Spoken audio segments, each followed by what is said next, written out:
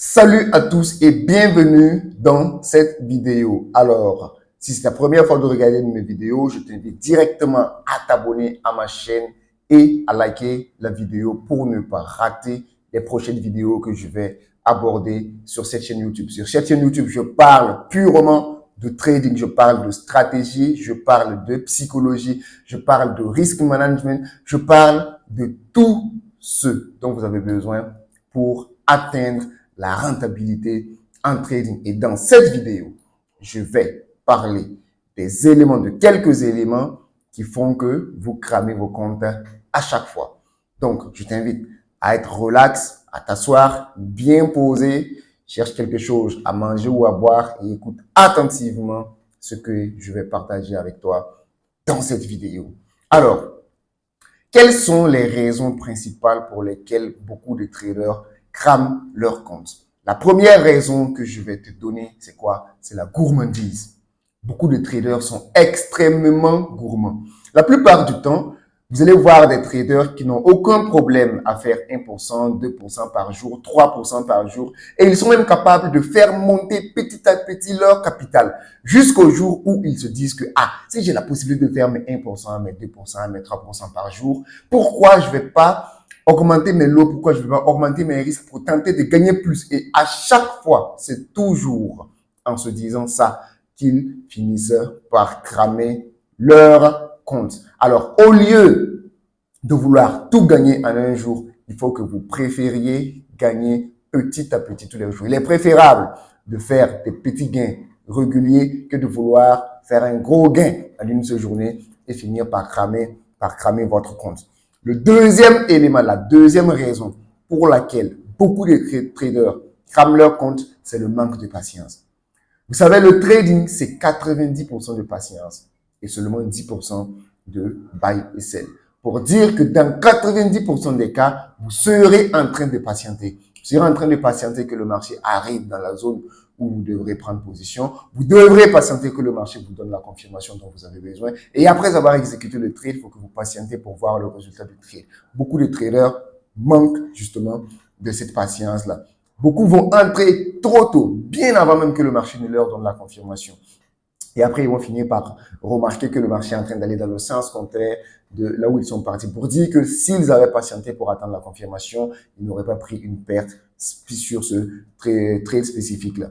Beaucoup vont peut-être attendre la confirmation, entrer sur le trade et n'ont pas la patience pour voir vraiment le résultat du trade. Ils vont couper leur trade prématurément sans que le trade n'ait atteint ni le stop loss ni le take profit. Ça aussi, c'est une erreur que beaucoup de gens font. À partir du moment où tu rentres dans un trade, tu dois te dire que ce qui va se passer, c'est-à-dire le reste, ne dépend plus de toi. À la limite, tu peux utiliser des break-even, tu peux prendre des profits partiels à certains moments, mais il ne faut pas couper tes trades sans que, voilà, il n'ait atteint le take profit ou le stop loss ou même le break-even. Ne coupez pas vos trades prématurément.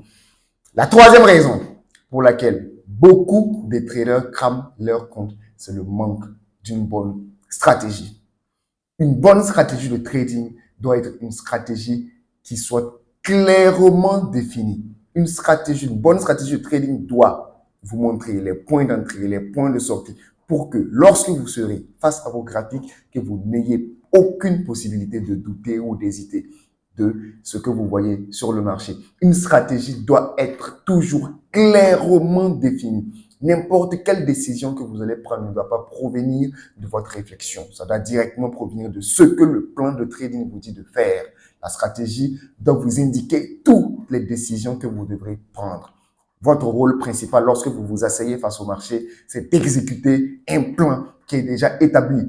Même les moindres détails, tout doit être établi. Donc, beaucoup de gens manquent d'une stratégie comme ça, qui respecte les règles que je viens d'énumérer. Beaucoup de gens manquent aussi d'une stratégie rentable. Pour gagner en trading, vous devez avoir une stratégie qui vous permet de gagner la plupart du temps, qui vous permet de faire beaucoup plus de profits que de pertes. C'est une stratégie qui vous permet d'avoir une courbe de rentabilité qui va ressembler à ça. Et pour avoir une telle courbe de rentabilité, il faut que vous backtestiez suffisamment votre stratégie en simulant, en mode simulation, grâce par exemple au replay du TradingView. Et lorsque vous serez sûr que votre stratégie vous permet de gagner sur une série de trades, lorsque vous serez sûr que votre stratégie vous permet de faire beaucoup plus de profits que de pertes, alors vous pourrez vraiment vous permettre à ce stade-là d'appliquer cette stratégie en réel parce que vous savez que sur une série de trades, vous serez toujours gagnant.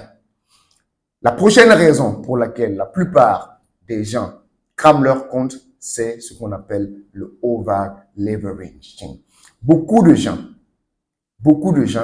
lorsqu'ils prennent leurs $300, leurs $500, leurs $100, leurs $1000 ou leurs $10 000, ne savent pas à la base quels sont les lots qui sont adaptés à leur capital. Beaucoup de gens, jusqu'au moment où le setup sera confirmé, vont juste réfléchir comme ça et le lot qui vient directement dans leur tête, c'est ce lot qu'ils vont exécuter. Sans même auparavant planifier cela, sans même auparavant calculer cela. Le lot ne doit pas être improvisé comme ça. Un lot ne doit jamais être improvisé. N'importe quel risque que vous prenez doit être calculé. Beaucoup de gens vont prendre le lot par improvisation et après, lorsqu'ils vont se poser la question, combien je perds si le trade finit par toucher le stop loss, ils finissent par se rendre compte qu'ils perdent tout leur capital et c'est là que les mauvaises émotions entrent en jeu. Alors que tout ça, c'est quelque chose que vous auriez pu calculer à l'avance. Calculer le risque, décider quel est le montant que vous allez mettre à risque sur ce trade spécifique. Et en ce moment, vous calculez le lot qu'il vous faudra pour justement que lorsque le trade touche votre stop loss, vous perdez précisément ce que vous avez décidé de perdre. Beaucoup de gens manquent de cela. Et c'est la raison, l'une des raisons principales pour lesquelles beaucoup de gens finissent par cramer leur compte. Donc, qu'est-ce qu'il faut faire? Il faut toujours planifier le risque. Toujours décider de quel pourcentage de votre capital vous allez risquer sur chaque trade. Et lorsque vous aurez fini de décider de prendre du risque que vous allez prendre, à chaque trade, vous calculez le lot. Il y a des calculateurs qui existent. Vous calculez le lot et le calculateur vous donnera le lot qu'il faut prendre de sorte que, au cas où le marché touche votre stop loss, c'est précisément ce que vous avez décidé de perdre que vous perdez. Alors, voici les différents éléments que j'ai préparés pour vous dans cette vidéo. Si vous voulez apprendre plus de moi, vous pouvez prendre ma stratégie, ma formation, où je vous enseigne la stratégie du GOAT. Le GOAT, bien sûr, c'est moi. Où je vous donnerai des éléments pour améliorer votre psychologie, des éléments pour améliorer votre risk management et je vous donnerai une stratégie infaillible qui vous permettra de gagner la plupart du temps. Vous pouvez aussi m'écrire grâce au numéro que je vais mettre ici pour que je vous ajoute dans mon groupe de signaux gratuits. Écrivez-moi directement sur mon WhatsApp et je vous ajouterai dans le groupe de signaux gratuits. Donc, j'espère que cette vidéo vous a plu. Si c'est le cas, partagez la vidéo, likez, abonnez-vous à ma chaîne si ce n'est pas encore fait et on se retrouve dans une prochaine vidéo.